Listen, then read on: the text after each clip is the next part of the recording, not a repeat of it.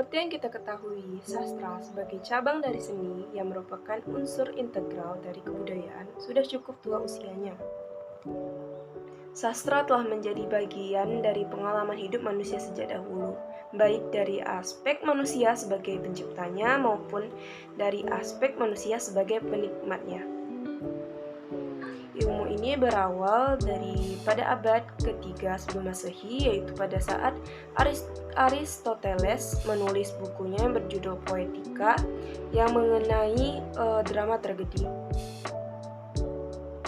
Ilmu sastra terbagi menjadi 3 cabang, yaitu teori sastra, kritik sastra, dan sejarah sastra.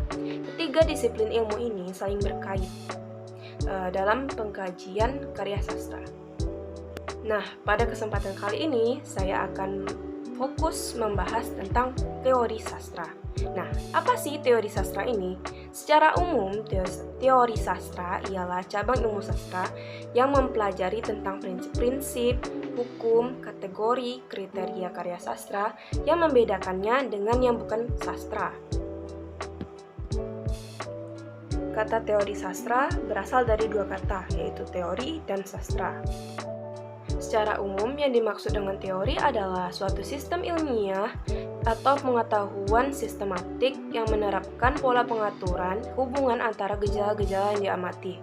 Nah, teori berisi konsep atau uraian tentang hukum-hukum umum suatu objek ilmu pengetahuan dari suatu titik pandang tertentu. Nah, berdasarkan pengertian teori tadi, kaitannya dengan teori sastra, tentu teman-teman bertanya tentang apakah karya sastra itu suatu karya ilmiah yang dapat dibukti kebenarannya atau dapat dibukti kesahannya. Pertanyaan ini memang tidak mudah dijawab karena ini menyangkut tentang hakikat sastra. Karya sastra berbeda dengan karya ilmiah. Kebenaran pada karya ilmiah, kebenarannya yang bersifat faktual. Nah, berbeda dengan karya sastra, kebenaran pada karya sastra ini bersifat kemanusiaan. Seperti yang kita ketahui, sastra adalah deskripsi pengalaman kemanusiaan yang memiliki dimensi personal sekaligus dimensi sosial. Dalam sastra, pengalaman dan pengetahuan kemanusiaan ini bersifat secara fundamental mengandung gagasan estetis yang menimbulkan rasa indah, senang, dan menggugah hati. Dengan membaca karya sastra, kita dapat diperkenalkan kepada kekayaan batin yang memungkinkan kita mendapatkan insight atau persepsi dan refleksi diri sehingga kita dapat masuk ke dalam pengalaman nyata hidup kita. Nah, inilah kenyataan faktual yang terdapat di dalam karya sastra yang hanya dapat diperoleh dengan hatinya masuk ke dalam karya sastra tersebut. Oleh karena itu, sastra penting dipelajari sebagai sarana berbagi pengalaman dalam mencari dan menemukan kebenaran kemanusiaan. Dengan demikian, teori sastra adalah ilmu yang mengungkapkan tentang sastra sebagai karya yang memuat pengalaman batin manusia. Teori sastra sudah banyak ditulis oleh orang-orang. Masing-masing teori tersebut berkembang dengan sudut pandang yang berbeda-beda. Nah, M.H. Abrams dalam bukunya The Mirror and the Lamp, Romantic Theory and the Critical Tradition mencoba membanding-bandingkan model-model teori sastra yang telah banyak ditulis dan menyimpulkan bahwa teori-teori tersebut beraneka ragam dan bahkan mengacaukan. Untuk mempelajari karya sastra, dia mencoba melihat situasi sastra dalam konteks keseluruhan sebagai suatu keutuhan. Dan inilah diagram yang dikemukakannya dalam melihat konteks sastra. Dalam diagramnya yang memuat konteks situasi sastra tersebut, sekaligus terlihat teori dan pendekatan yang dilakukan dalam meneliti karya sastra. Menurut Abrams, ada 4 komponen utama yang sekaligus merupakan sudut pandang dalam mempelajari karya sastra. Keempat sudut pandang itu ialah sebagai berikut. Yang pertama yaitu sudut pandang secara universe atau realita kehidupan sebagai objek faktual karya sastra. Karya sastra merupakan cermin kehidupan masyarakat.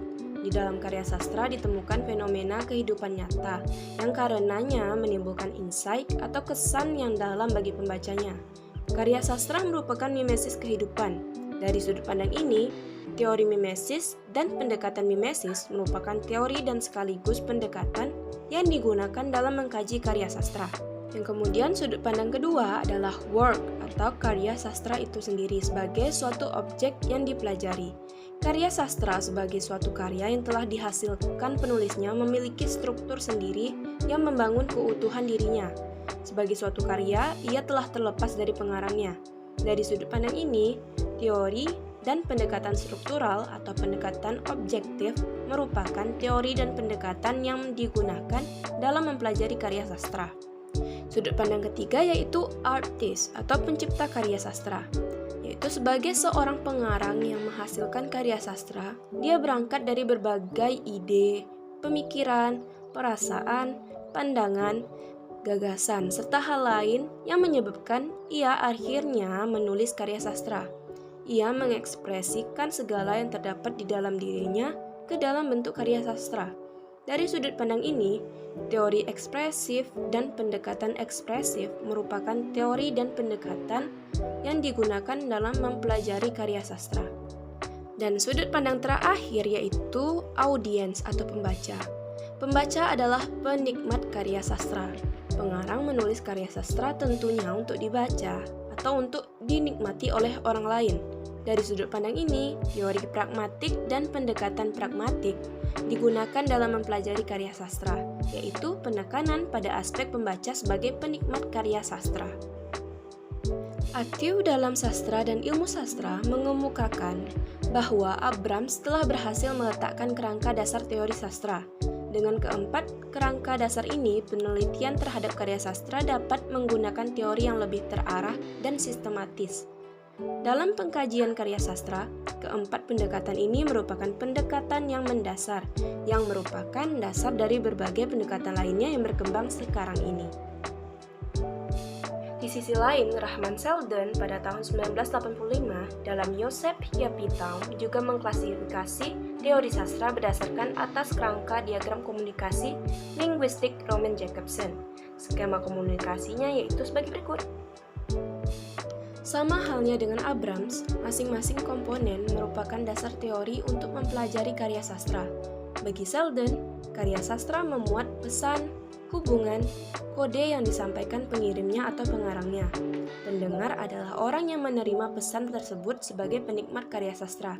Setiap pembicaraan dari pengirim ada konteksnya. Ada situasi berbahasa yang dikemukakan.